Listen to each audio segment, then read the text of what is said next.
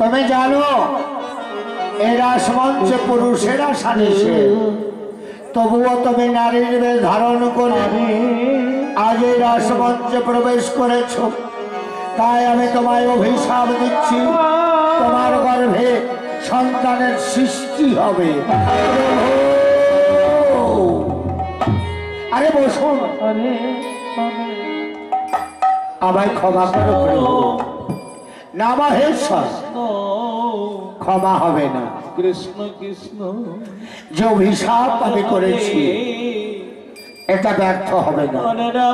তবে বলো দয়াময়, আমার ভাগ্যে কি কোনোদিনের জন্য রাজদর্শন হবে না?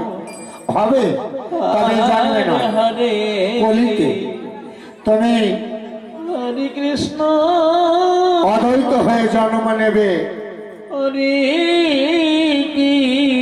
আর আমি গৌরাঙ্গ রূপে অবতীর্ণ হব, শান্তিপুরে ভাঙারাস করব কৃষ্ণপ্রিয়াকে নিয়ে।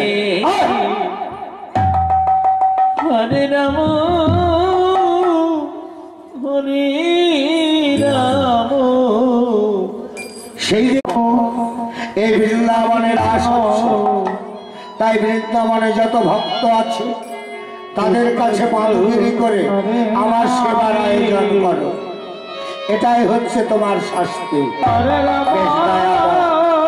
আমায় কৃপা করো, আমি যেন নগরবাসীর কাছে ভিক্ষা করে তোমার সেবার আয়োজন করতে পারি। এসো মহেশ্বর, যাও, সকলেই দেবে আসতে।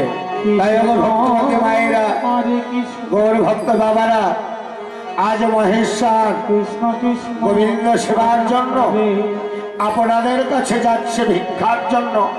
আপনারা যে যেমন ভাবে পারবে সকলে দেবে। আজ মহেশ্বর অভিশপ্ত,